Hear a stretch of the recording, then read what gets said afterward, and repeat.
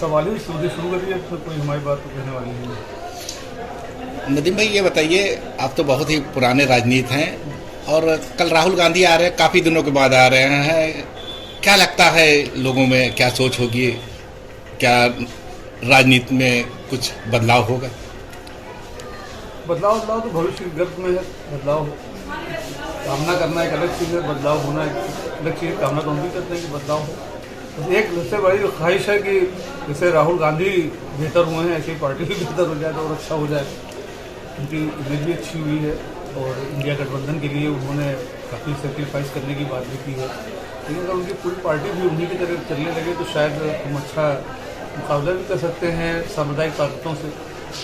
और बहरहाल अभी अब इंडिया गठबंधन में हम लोग हैं तो चाहते हैं कि कांग्रेस के साथ मिलकर के सारे विपक्ष के लोग जो सांप्रदायिक और उन्मादी राजनीति के खिलाफ हैं पूरे देश में इकट्ठा हों।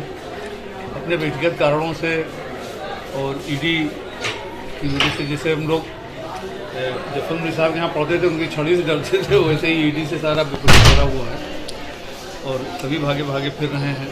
लेकिन ये है कि ऐसे लोग अच्छा है, अगर अपने लिए आदमी राजनीति कर रहा है तो कर जाता है, आज चला जाए।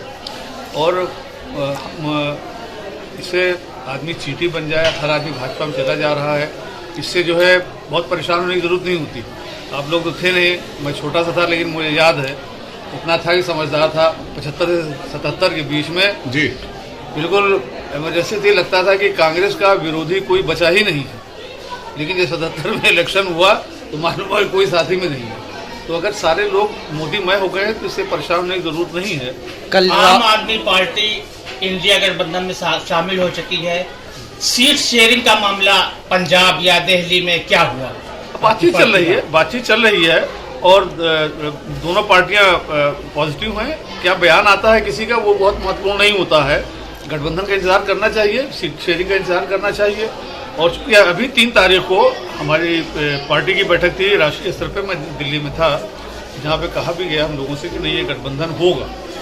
पार्टी नेतृत्व की तरफ से कहा गया कि गठबंधन होगा और हम लोग बहुत ज़्यादा हाथ पैर भी नहीं फैला रहे हैं। सिर्फ दिल्ली, पंजाब और गुजरात, इसलिए बहुत खास जगहों पर हम बात कर रहे हैं। बाकी पूरे इंडिया गठबंधन को पूरे देश में सपोर्ट करेंगे। कल राहुल गांधी जो है न्याय यात्रा लेके आ रहे हैं, अमेठी आ रहे हैं, क्या होगा, जो कितना फर्क पड़ने वाला है ये 2 सीटों पे, रायबरेली और अमेठी के लिए?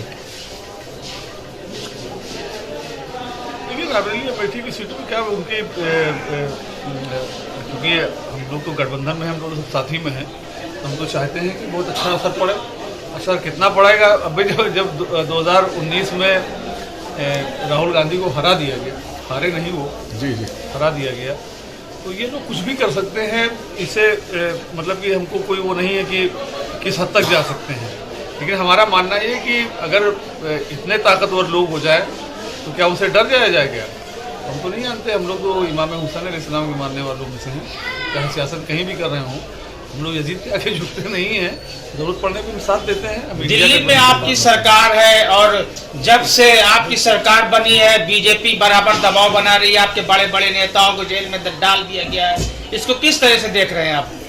इसको तो बहुत आसानी से सोचते हैं कि हमारी पार्टी में कोई अशोक चौहान जैसा नहीं है, ये जो आपके कमलनाथ जैसे लोग नहीं है। हमारी पार्टी में जिंदगी भर जेल में रखो, लेकिन हम न बिकेंगे और न टूटेंगे, हम लड़ेंगे।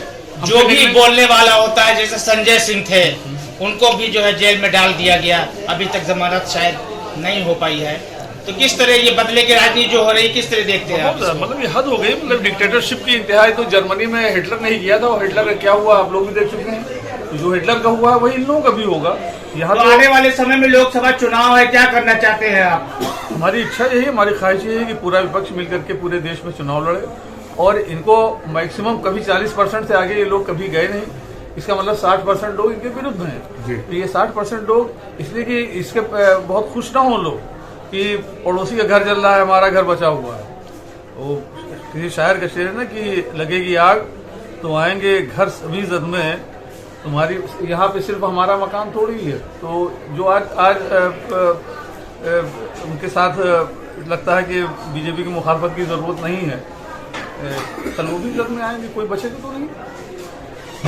तो जिस तरह का आज माहौल है, नफसी नशा का आलम है, क्या संदेश देना चाहेंगे आप सिर्फ देशवासियों को और अपने पार्टी के लोगों को? अपनी पार्टी के लोगों को, अपने देशवासियों को, अपने वतन के सभी लोगों को मेरा ये मशवरा है कि जुल्म के खिलाफ जिस स्तर पे जो जहाँ पे खड़ा हो सकता है वो खड़ा हो। लड़ने का मतलब ये नहीं है, और लड़ने के एक और जो हमारे मशवरा है कि ये कोई लड़ाई धार्मिक लड़ाई नहीं है। जो लोग इसको ये रंग दे रहे हैं, हमारा अपने मुस्लिम भाइयों से भी अपील है कि वो धार्मिक रंग पे मत जाए। ये सिर्फ उनका कतई धार्मिक लोग नहीं है, सब ये धर्म का दुरुपयोग कर रहे हैं, जैसे कि औरंगजेब ने किया था, जैसे कि हिटलर ने किया था, वैसे ही ये कर रहे हैं। इनका धर्म से कोई लेना देना नहीं है। और सही धर्म ये होता है, सही मजहब ये होता है कि जो मजलूम हो, जो पीड़ित हो, चाहे वो हिंदू हो, मुसलमान हो, अगड़ा हो, पिछड़ा हो, दलित हो, हम उसके लिए लड़े। यही धर्म होता है, यही मजहब है, और इसी के लिए सियासत भी करना चाहिए। मेरी सबसे दरख्वास्त है कि आज इससे मुंह चुरा करके ऊँट जो है, जब रेगिस्तान में तूफान आता है तो ऊँट जो है वो किसी टीले में रेत के अपना मुंह डाल देता है। वो समझता है कि हम तूफान को नहीं देख रहे हैं तो तूफान भी हमको नहीं देख रहा होगा, और उस ऊँट के ऊपर टीला बन जाता है, वो मर जाता है। जो लोग इसका प्रतिरोध नहीं कर रहे हैं, जो लोग समझते हैं कि इकट्ठा होने की जरूरत नहीं है, वो उसी ऊँट की तरह सोच रहे हैं। और बदलता है, कोई भी डिक्टेटर पूरे दुनिया में कभी नहीं रहा। यजीद का तो यह बुरा हाल हुआ था कि मरने के बाद कब्र से लाश निकाल करके लोगों ने उससे हिसाब बराबर किया था। तो सबके साथ यही होता है, लेकिन ये भी नहीं टिकेंगे। लेकिन जब तक है, जब तक झेलना पड़ेगा। और हमारा तो उनसे भी अपील है, जो लोग सिर्फ जीत का मजा चखना चाहते हैं, चाहे वो कांग्रेस के लोग हों या विपक्ष किसी पार्टी के, वो हमेशा सत्ता ही में रहकर राजनीति नहीं की आती है। विपक्ष में अकेले औरंगजेब ने 50 साल हुकूमत किया था, 53 साल कांग्रेस ने यहाँ पे हुकूमत किया है। तो 10 साल में हाफने की जरूरत नहीं है। 2024 के इलेक्शन ताकत लगाइए कि 2024 में इनसे मुक्ति मिले, और अगर नहीं मिलती तभी परेशान होने की जरूरत नहीं है। मतलब 2024 के इलेक्शन में प्राण प्रतिष्ठा कितना अहम रहेगा? प्राण प्रतिष्ठा एक धार्मिक मुद्दा है। हम और जितने लोग वहाँ पे दर्शन करने जा रहे हैं, कभी भी वहाँ के लोगों को पता लगा लीजिए, वो आस्थावान लोग हो सकते हैं, लेकिन इसका मतलब वो वोटर थोड़ा है, कोई बीजेपी पर्ची कटा के तो नहीं जा रहे हैं। जी, बहुत बहुत धन्यवाद।